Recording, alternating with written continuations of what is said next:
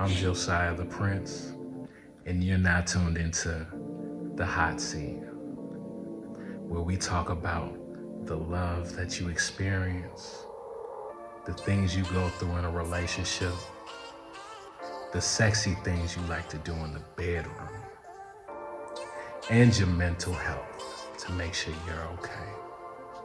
Can you handle sitting in the hot seat? See you soon.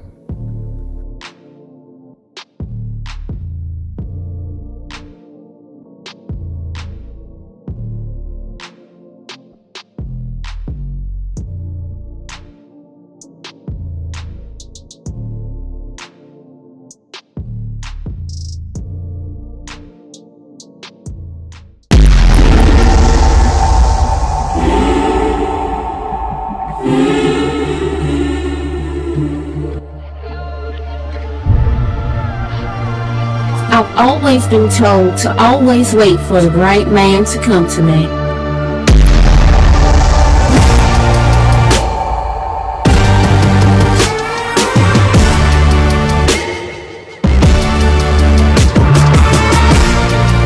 And being wealthy was always a plus. All that went out the window when I saw Andrew. Visions in my head of this. You don't know the half of it. I've got dreams of looking up, high as I can get. But nothing feels like how it feels to know these things I don't know yet. The weight of everything, and everything's just breath. Sometimes I'm trapped inside and I don't know what I am gonna do. But to take on the world is the only thing that we know how to do.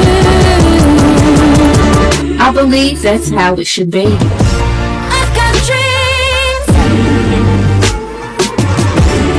of finding out what all of this is for. All right. First, let me say thank you for being our first guest on the hot seat. I appreciate you being on here, Mr. Rashad and Mark King. Oh yeah, no problem at all, man. We're glad to be here. Much appreciated, most definitely. All right. So for our guests that don't know who you are, can you let our guests know who Rashad Uh, King is? All right, I'm Rashad King. I do spiritual life coaching sessions on TikTok, Instagram, the whole 9 yards. And so a lot of my materials is helping people to deconstruct from religion and helping people to take a more in line path with spirituality. So to me, spirituality is everything. And so when it comes to my session, I perform divination through tarot cards, candles, runes, all types of stuff. And it's basically just a channel message to give you the information you need in order for you to have the best path possible. Great. Make sure you tap in with Mr. Rashad King if you were looking for spiritual enlightenment or growth in any type of way. Okay. How long have you been a multifaceted spiritual life coach and social media influencer? Oh man, I've been doing this for the last, I want to say for the last 6 years. It's the crazy thing is I actually grew up Pentecostal apostolic. So I grew up Christian and just growing up Christian, seeing all of the toxic and crazy things that's associated with religion, that was the thing that really drove me to spirituality. And so once I left high school, which was in Little Rock, Arkansas, I went into the Navy. And it was in the Navy when I was stationed in Yokosuka, Japan, that I started being introduced to Ifa, which is African spirituality. And even though Ifa itself is just like a religion, and it's a religion structure just like Christianity, I basically only practice it from a spiritual standpoint. So honestly, once I left Christianity, I was like, I will never, I will never just follow religion, 100% again. Anything that I study or anything that I practice is always going to be from a spiritual standpoint. Okay. I also heard you said you were in the Navy. My dad is a former Navy vet as well. How long were you in? Oh, nice. I was in the Navy for 4 years. I was a nurse in the Navy. Okay. Thank you. Thank you for your service. I appreciate you. It's people like you that grant us the privileges we have today. So I appreciate you so much for laying your life down for us to be able to do that. Thank you. No problem. No problem. Who would you say inspired or influenced you to become a spiritual life coach? And can you tell our viewers a little bit more about what a spiritual life coach is? Um, I would say the person that inspired me more than anything,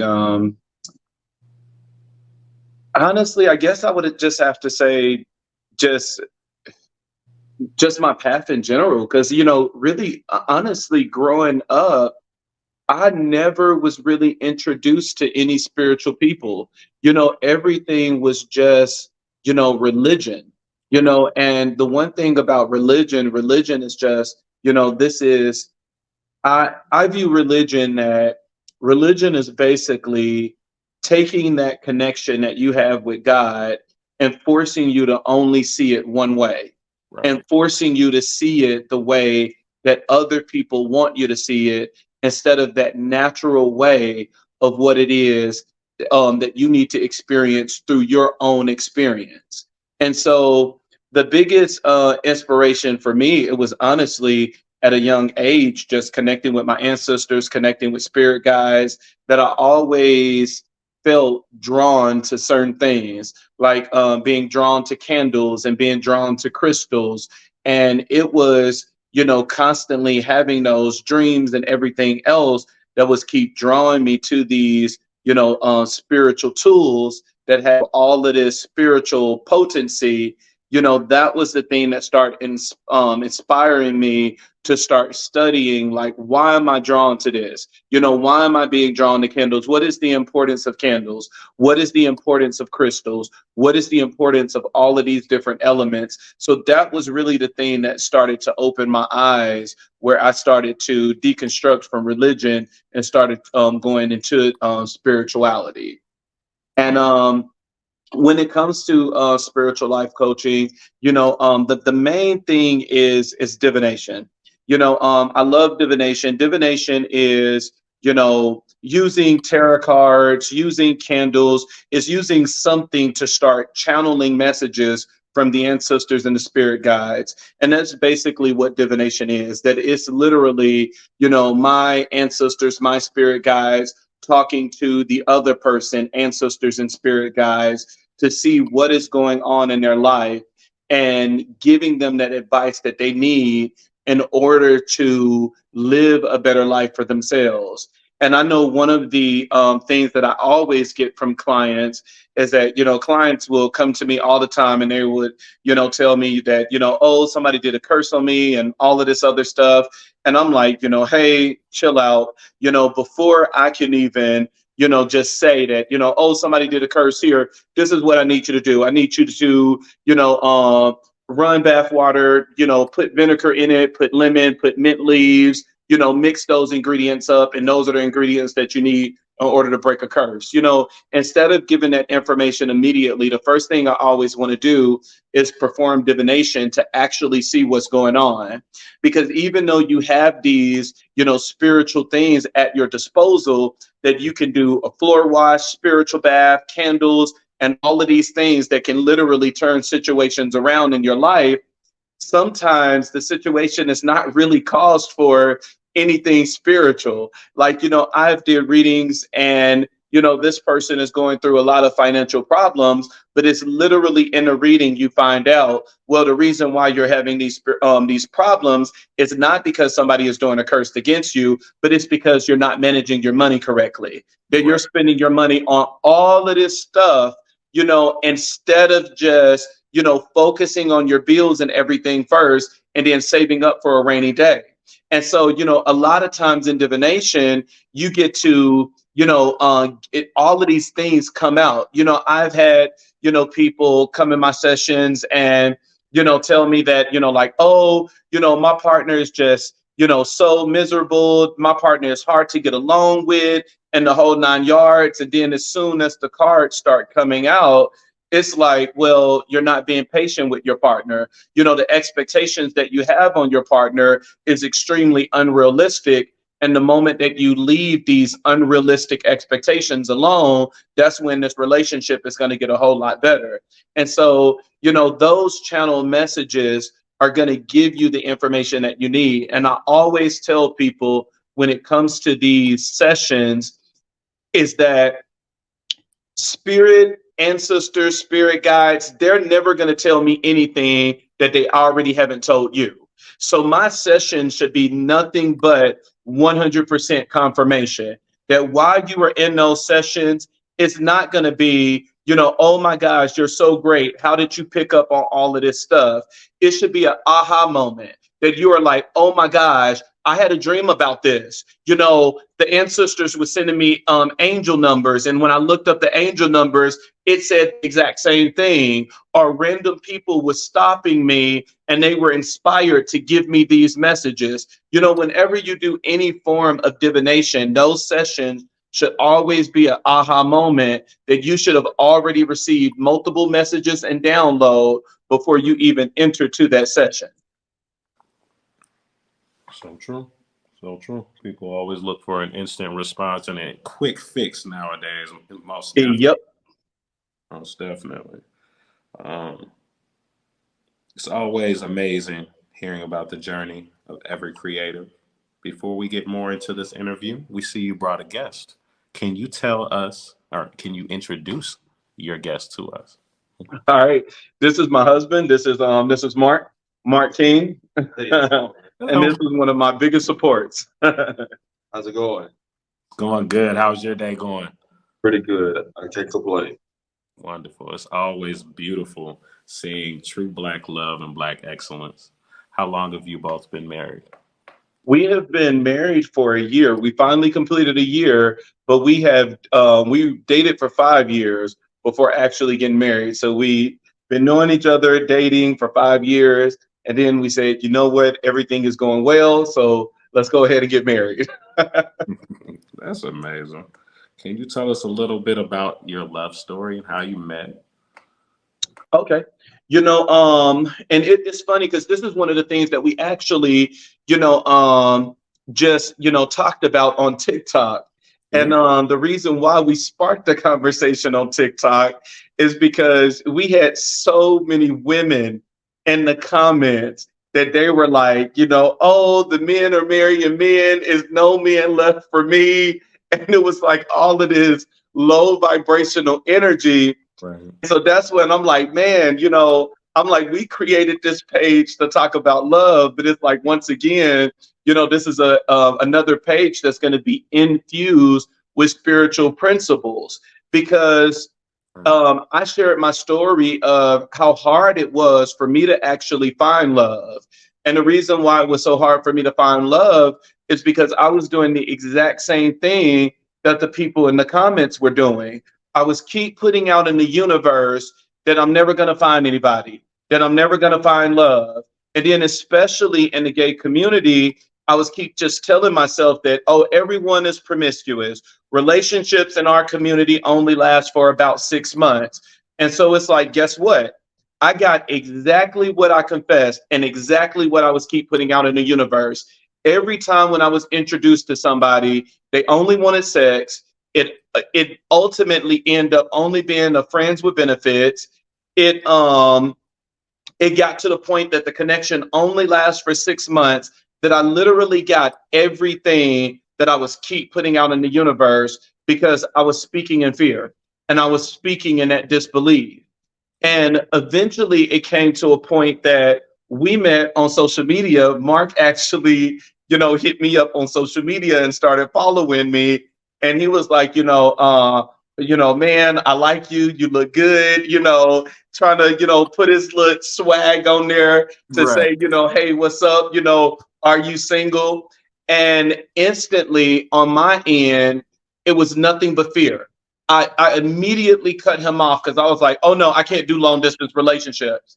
And it's like at the time I was in Indiana, he was all the way in Tennessee. And so I completely threw away that relationship without even finding anything out about him. So it was a journey in me that I had to let go of all of this fear that I had built up over the years. Some of it was just growing up in religion, being told that, gay is an abomination and all of the other toxic stuff that they tell you.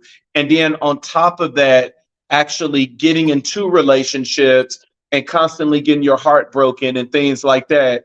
It weighed me down so much that I wasn't vibrating in the right frequency in order for me to even bring in something that will last and stand the test of time. But it was the moment that I started letting go of that fear, and I literally had to put myself on a fast. And that is one of the things that I tell my clients to do now whenever they are seeking love. And the fast had nothing to do with, staying away from food. It was staying away from negative vibrating energy that was keeping me down and that was making me miss out on love. And so at the time, I love me some Sam Smith. I had to give up Sam Smith. And Oh, I when know you that. listen to Sam Smith, every last one of his songs are so depressing. He never get the person. He has songs talking about, I know we're not compatible, but just don't leave me. Let's just keep this sex going and pretend like this is love. Like I literally had to let go of all of his songs. And the only thing I played was positive love songs. The only thing that I watched on TV was nothing but positive love movies where the person always got with the other person despite all of the odds. And then, of course, even more on the spiritual side, I started doing spiritual baths so that it can open up that heart chakra, just once again, just hot water, milk, honey, sugar, rose petals, and just letting those ingredients marinate in that water and just getting in that water and literally meditating about love and imagining that I am with somebody, holding their hands, kissing them, just doing that visual meditation in my head. And the moment that I started doing all those things, and I was finally ready to let go of all of my fears and all of my disbelief, and that heart chakra start opening and shining, that's when Mark just magically came right back up in my life. And he was like, look, I know you shut me down a year ago, Right. but I'm Get your ready man. to That's what see I'm if talking things are about. really going to be better. That's beautiful. And so it was a journey. And I tell people all the time that in order for you to, I think that we all say it. Right. We all say that we want love, and we all say that we want something that is going to last the test of time. But you'll be surprised how many people is really ready for love to come in. That you are, it's so easy to say that we want it. But then when you ask that question, are you ready to finally heal from everything that your mom and dad did? Are you finally ready to heal from everything that you have experienced in past relationships? Because until you're ready to let go of all of those negative things that is influencing that heart chakra, then you're not really ready for love. And even when you finally get that love, you will always end up messing it up because now you have trust issues. Now you have self-sabotaging behaviors. Now you have all of these things that is constantly going up against this love and battling this love. And then your anxiety is at an all-time high. And when our anxiety is in an all-time high, when we are in these relationships, we can literally manifest dreams that are not prophetic. You're manifesting all of these dreams that this guy is cheating on you and all of this other stuff when you are literally manifesting all of this stuff yourself because you're allowing your fears to just take over and you're allowing your anxiety to take over. But it's like, if you're not ready to let go of that stuff, then you're not ready for love. You're not ready for love to come in and actually give you what it is that you have always dreamed of. That's true. I hope to one day find a sliver of that love that you found. I still struggle today with the fear of being hurt and being broken from past trauma and past things that I've been through. But I'm working on it. I've been working on the speech, getting the negativity out. So I'm working on it. Oh yeah, and it takes time, man, because I can tell you with my last relationship, like that person played me so bad.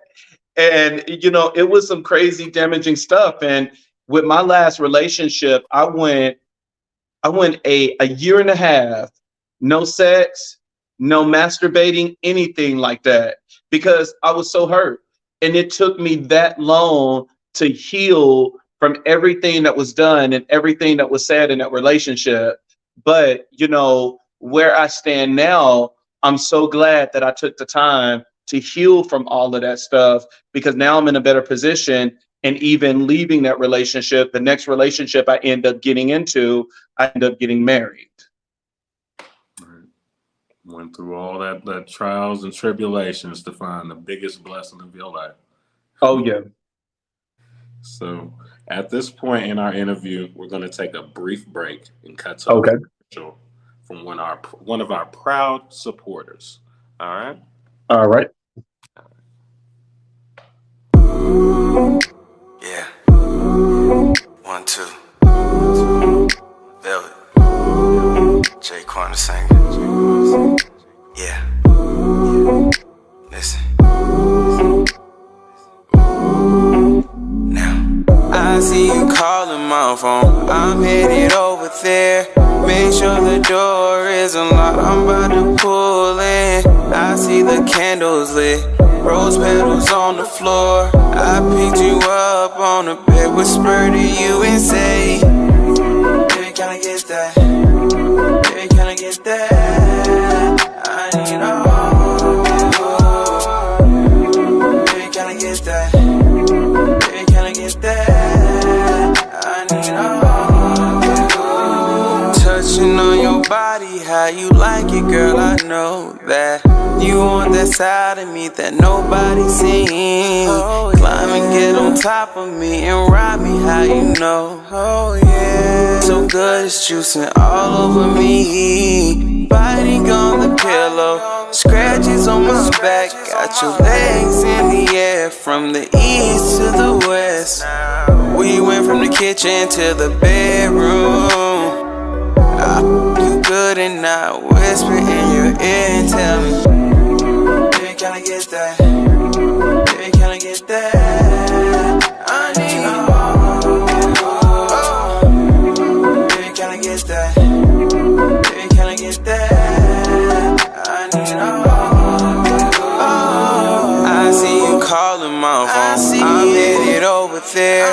Make sure the door is unlocked. I'm about to pull in. I see the candles lit. Rose petals on the floor. I picked you up on the bed, whisper to you and say, oh, oh, I need it.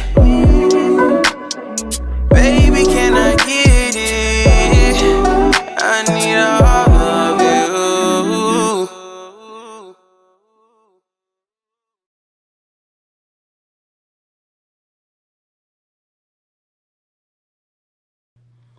All right, y'all. We're back here on the hot seat.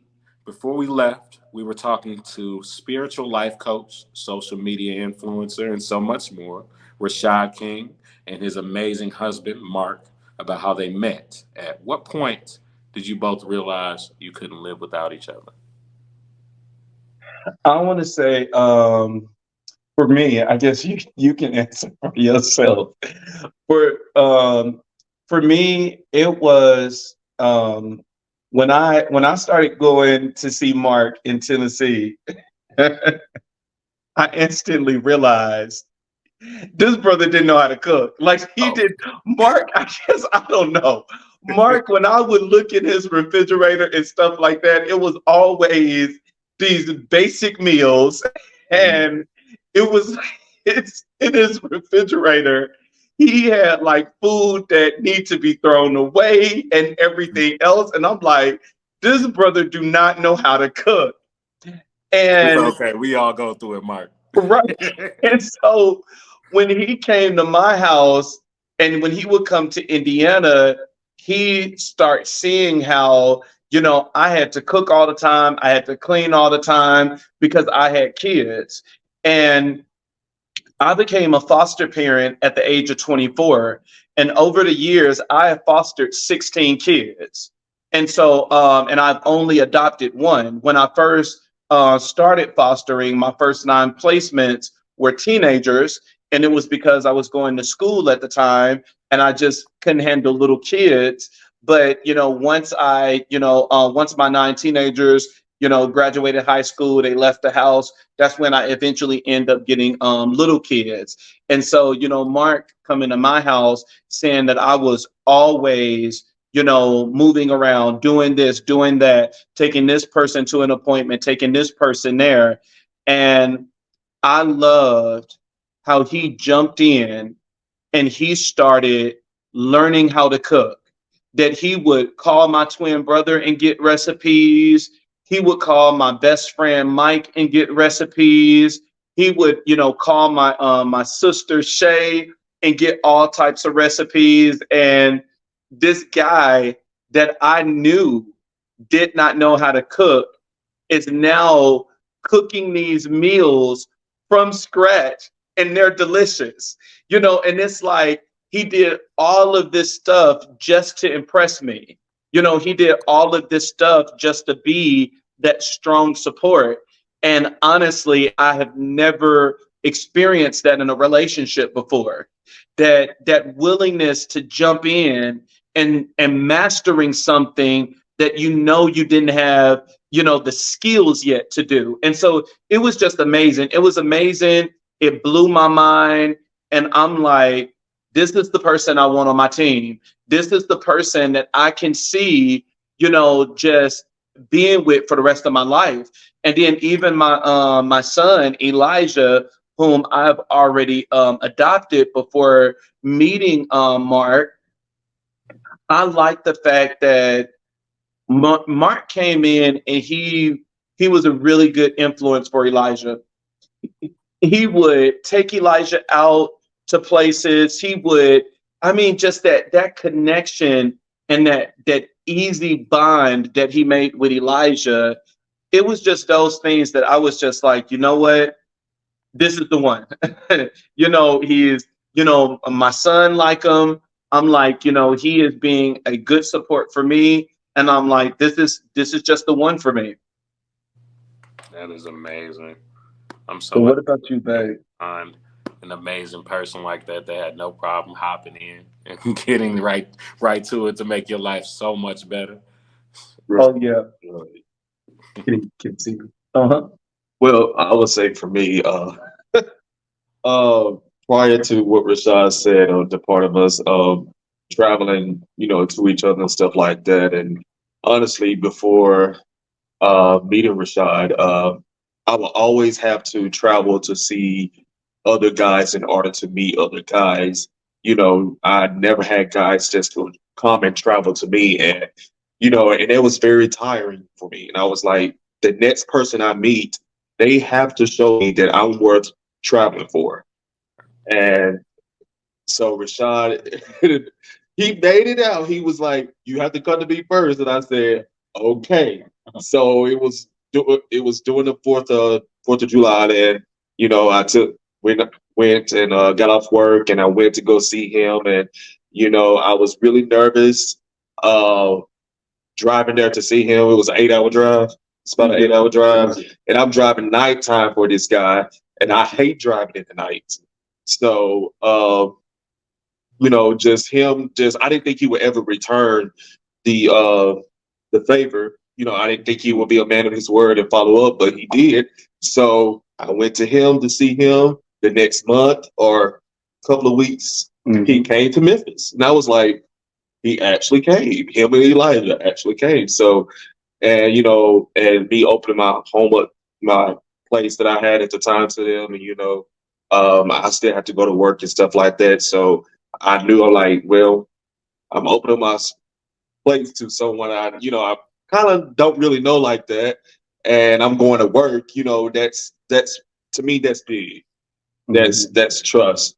That kind of thing. So, but all in all, that stood out to me, and just being with Rashad in general, how he really have inspired me throughout these months of knowing him and being married to him. He's pretty much taught me a lot of stuff, especially spiritual level, because I grew up apostolic Pentecostal as well. I actually grew up as a PK. My dad was a pastor. So coming, PK, I'm a PK too.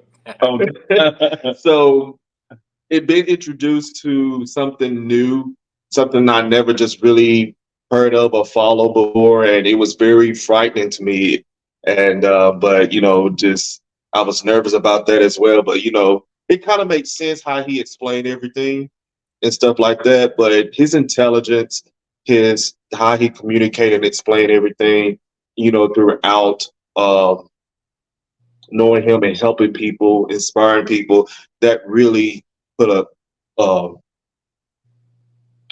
really light on him for me, and I really love him for that. So I'm just hoping that we can just still, be a help to the community as us together and be a good example for the world. Oh yeah. You already are by giving that positive and beautiful love that you're giving out every day. Oh yeah. Well, thank you. No problem. No problem. So let's talk about family. What was your family's reaction? When you let them know you were making yourself?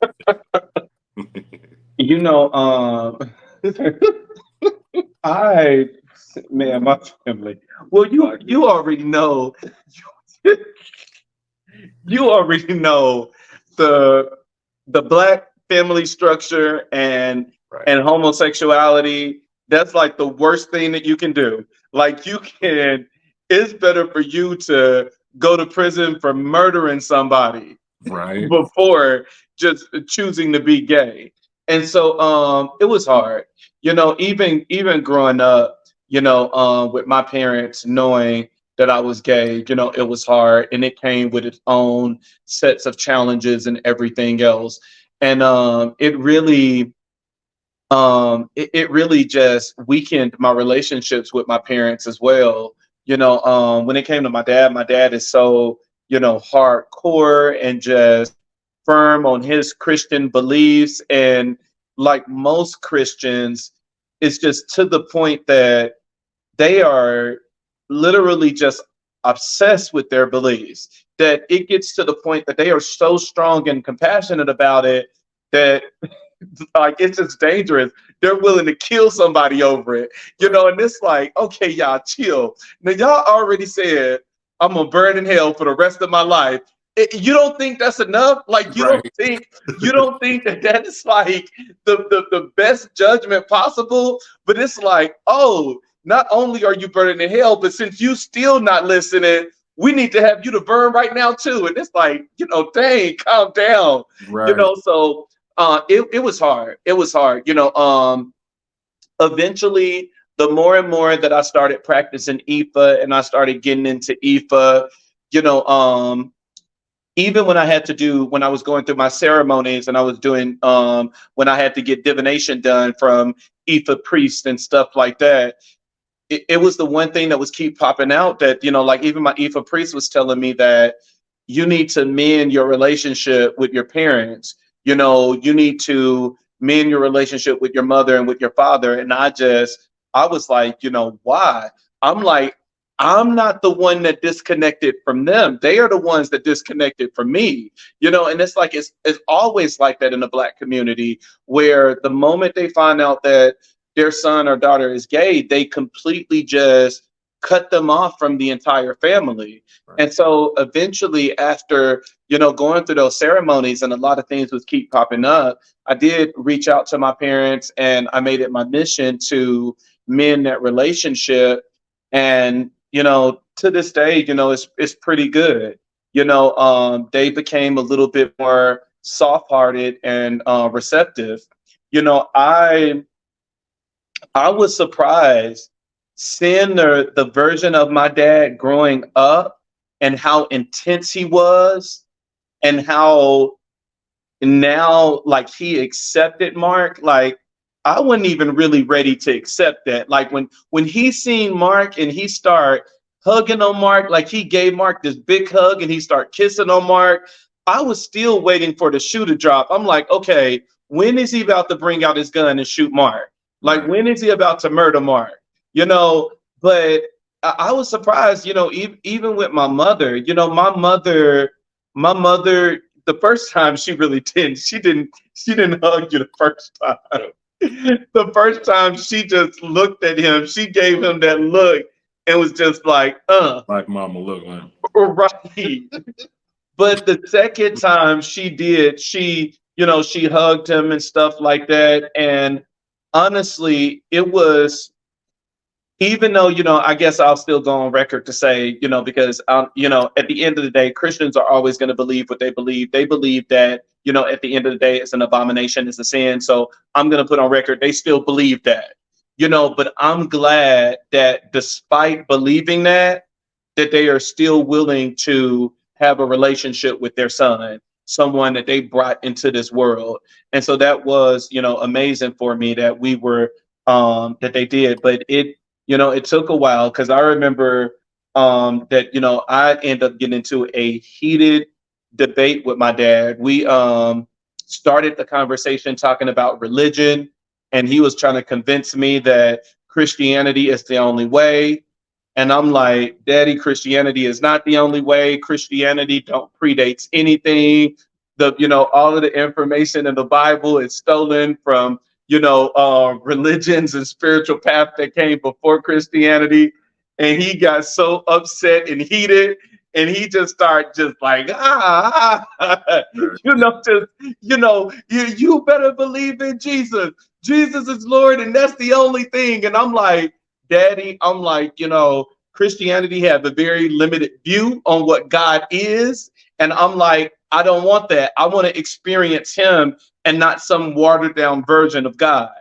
And so, you know, eventually it ended up opening a conversation where I started getting so emotional, and I was telling him things now that I have never told him before. That I'm like, you know, Daddy, you know, you always been like this. You always so, you know, hardcore, this, you know, brick wall that nobody can never, you know, tell you anything. It's always your way or the highway.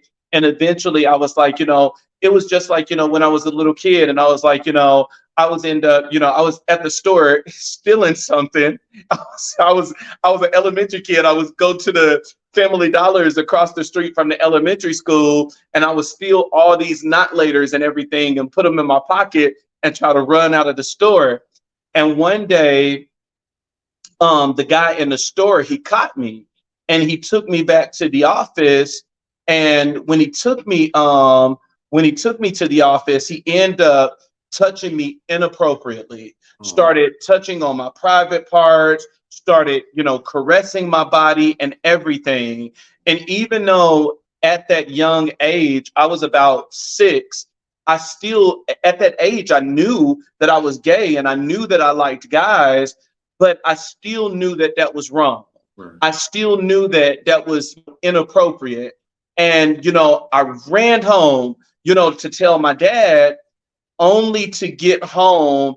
And once again, he's yelling and screaming and, you know, doing all of this stuff and saying that, you know, oh, a man is supposed to be this, a man is supposed to be that.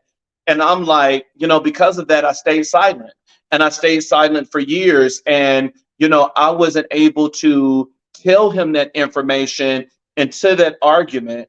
And that argument, it brought up so many things that he should have known, you know, but it's just now being, you know, discussed and talked about. And I want to say that that was the start of us healing.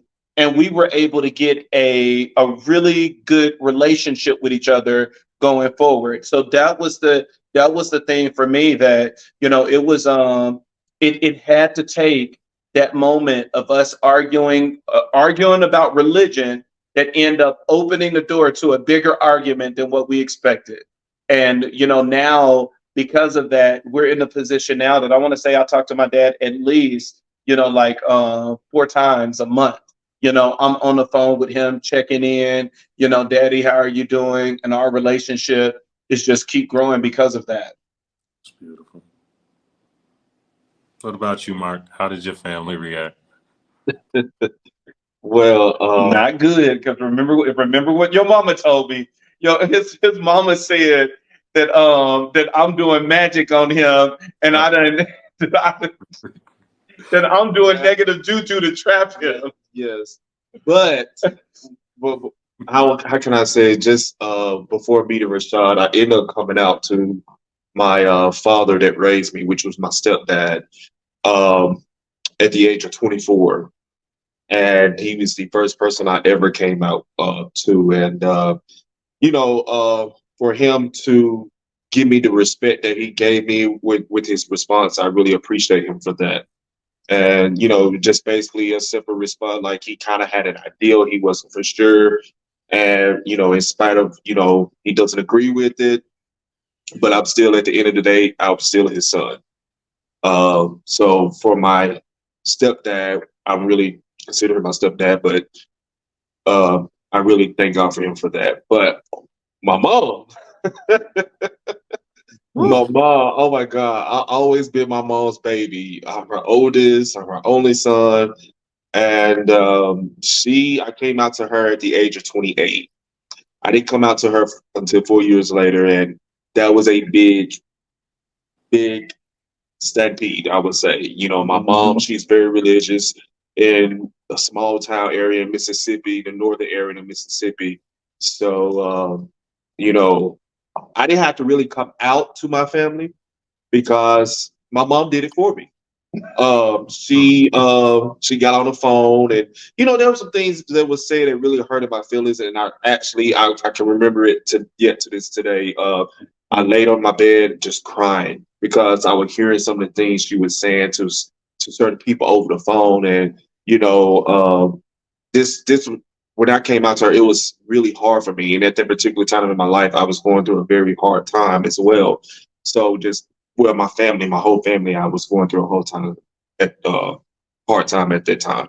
But yeah, so she did it for me. I didn't really have to do much. She told maybe one or two of her sisters. My mom has 9 sisters. It's 16 of them and all one deceased.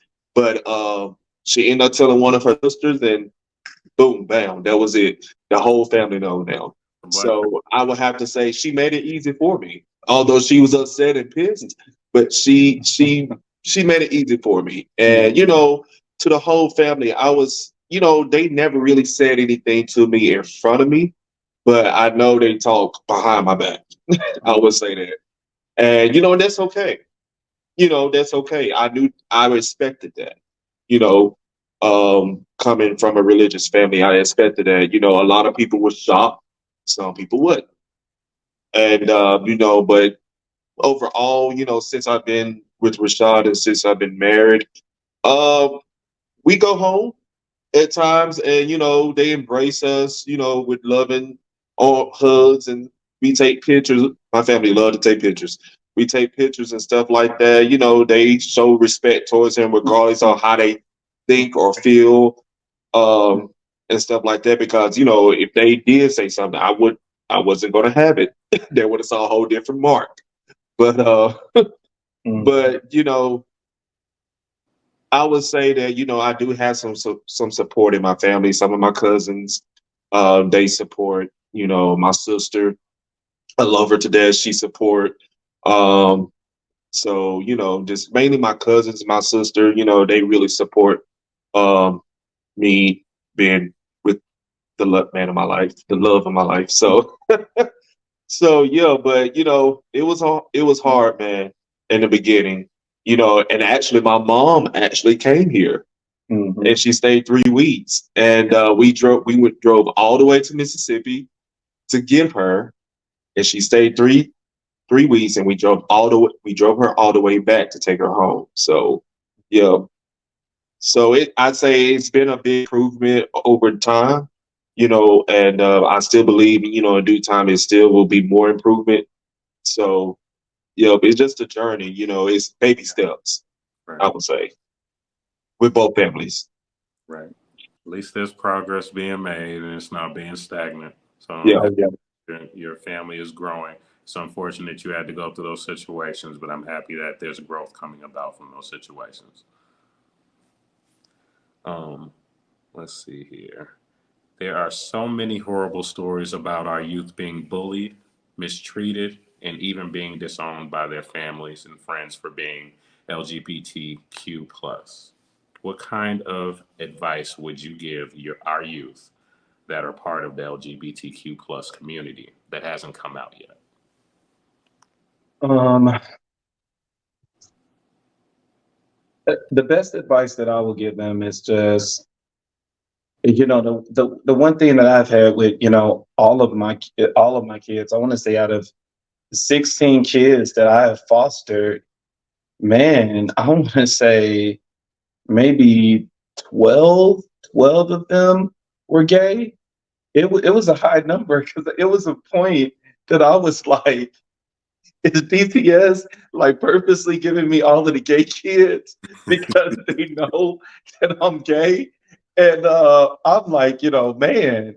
But with them, I used to always tell them to, stop focusing so much on your sexuality. You have your whole life to figure that part out. And with majority of the boys that I had, it's like that is the only thing they wanted to focus on and to circle their mind on. It's like, will I be able to get married to a guy? Will I be able to do this? And it's like, breathe, live in the present moment. Let's get through high school first. It's like let's get through this stuff first before just focusing so much on things that you can think about for the rest of your life.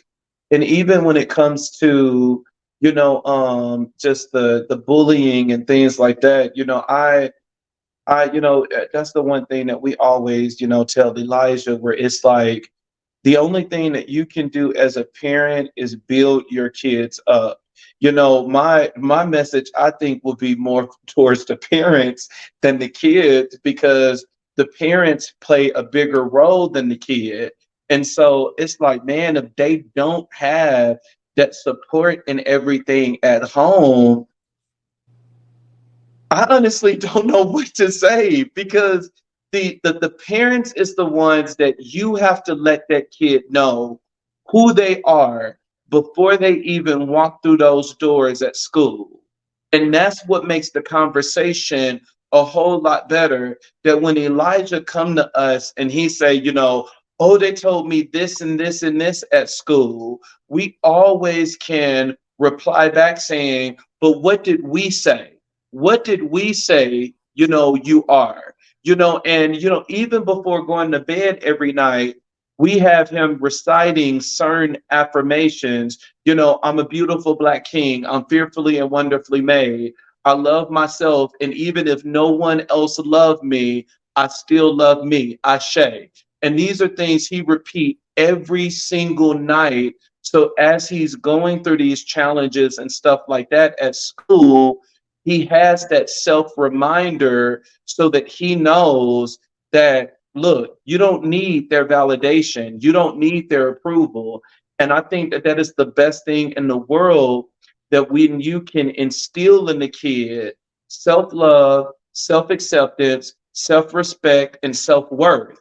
Because as long as you instill it in them as a kid, they're going to stop searching for it from everybody else externally. They're going to stop searching for it with their peers, and they're going to stop searching for it in society, and they're going to be their own strong individual, knowing exactly who they are and what they possess. Powerful. Nothing but gems coming from Rashad King, y'all. That is powerful. So we're going to get into the next portion of the hot seat, couples edition. These will be our speed questions. So whatever question I ask, go ahead and answer with the quickest thing that comes to mind. Okay. Okay. All right. So the first question is, who made the first move?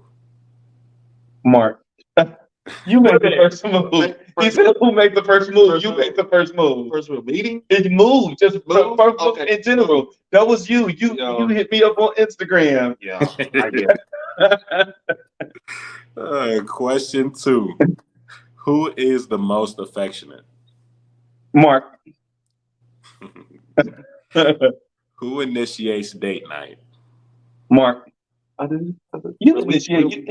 Boy, I don't do date night. You'll be the first one. We haven't did date night in a month, and I'm like, we just missed one day.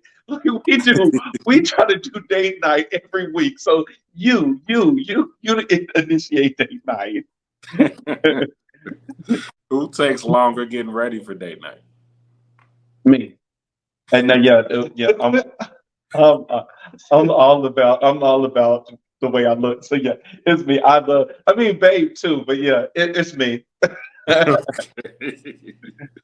Who spends the most money? Oh, Mark. I spend the most Mark, hands down. Come on now, Mark. I do not. Mark spent Mark. I come on, haven't been shopping in a long time. Oh, Mark will spend so much money. You know that.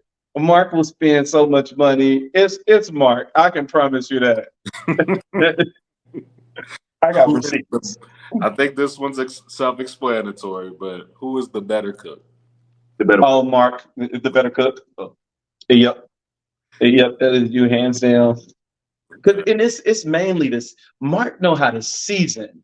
You know, that is the thing that I love about his cooking more than anything is he knows how to season. It's never too salty. It's never under seasoned. It's just that perfect seasoning. So yep, you got that.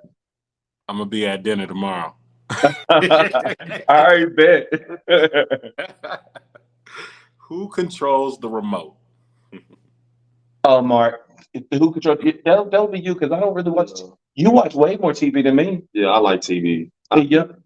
Because sometimes I'm just good with just reading a book, listening to Audible. So yep. Okay. Who said "I love you" first? He did. Oh yeah, I think I did. Yep. He did. Yep, I think that was me. Yep. That was me. And which is shocking because most people would think that it would be you Yes. because you're so emotional. Right. Who initiates sexy time? Sexy time? Oh, I think that would be, I don't know, that might be a tie because I'd be having my moments and then you be having your moments. Yeah, I think that's a tie. I think that's both. Okay. Because I think it's both because I think it's the timing. No, I think it would be Mark because Mark can do it anytime. And I'm just, mine is just, I like to do it before bed because I love to cuddle after. So I think the next one we already know the answer to. Who is the freakiest?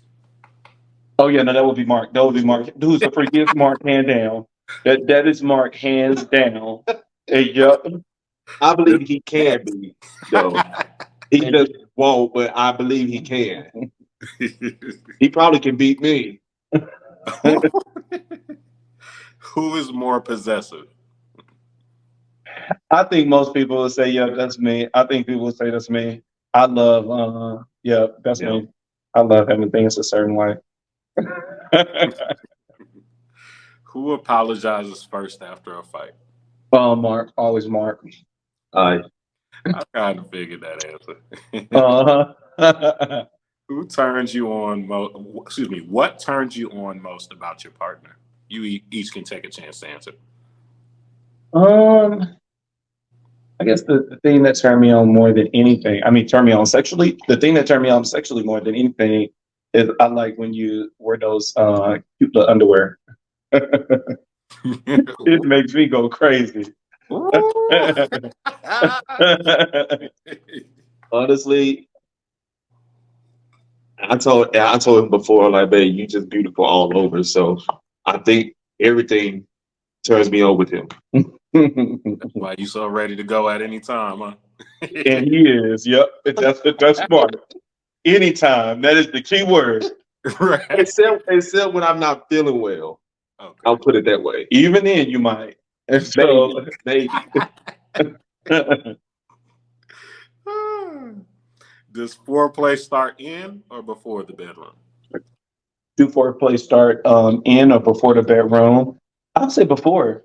Normally, yep.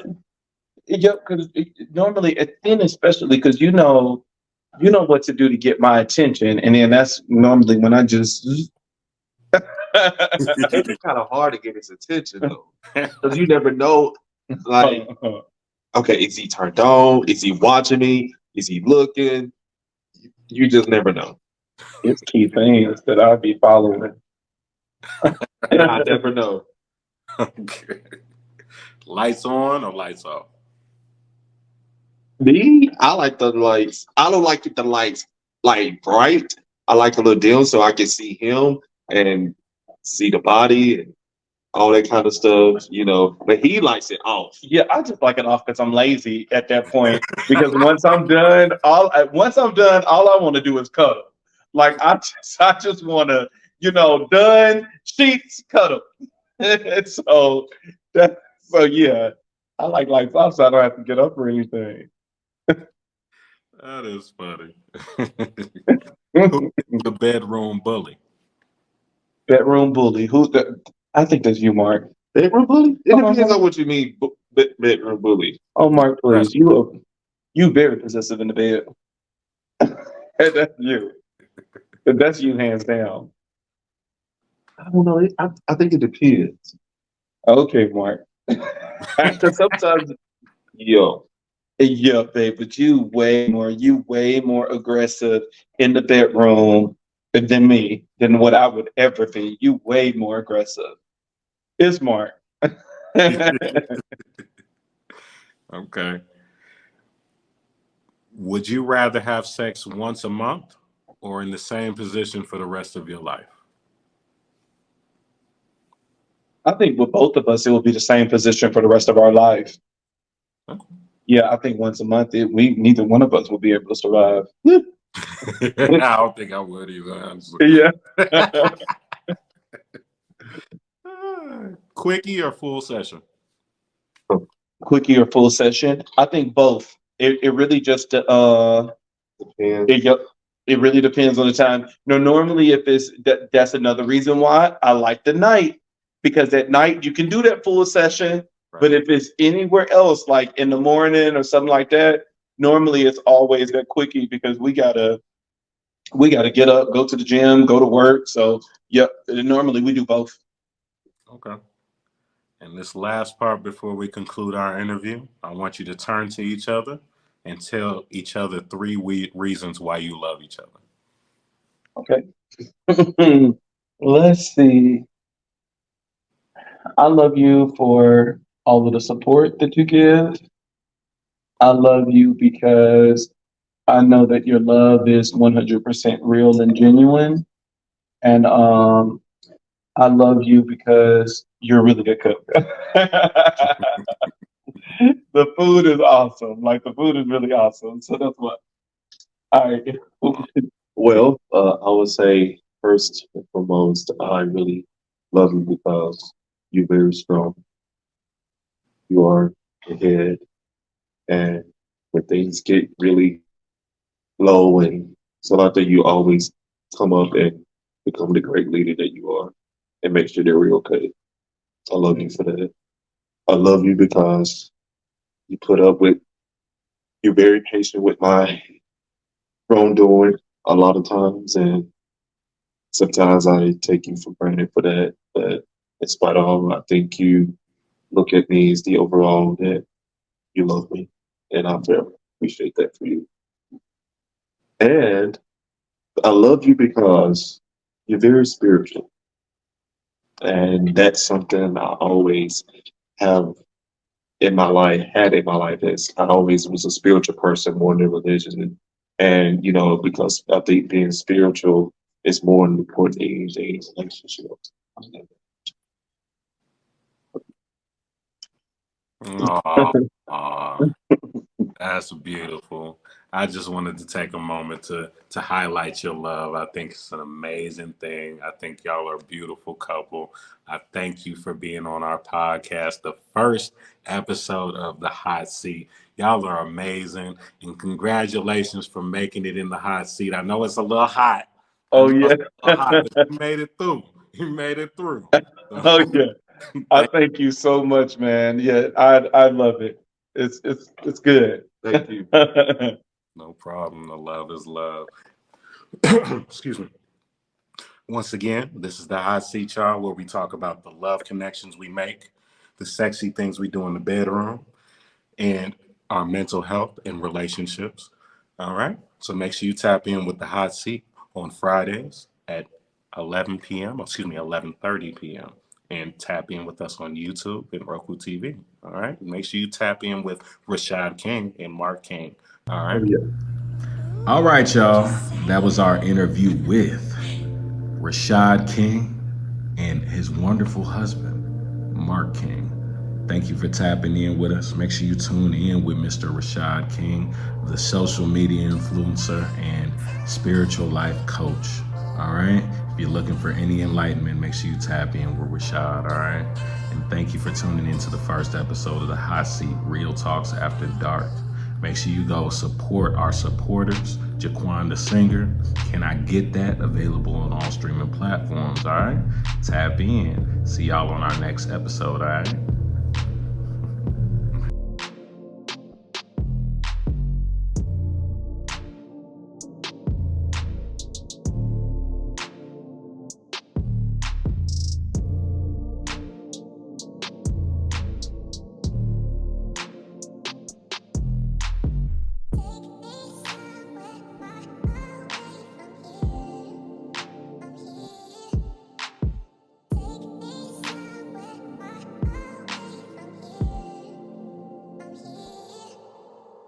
Baby, can I get that? Baby, can I get that? I need you. Baby, can I get that?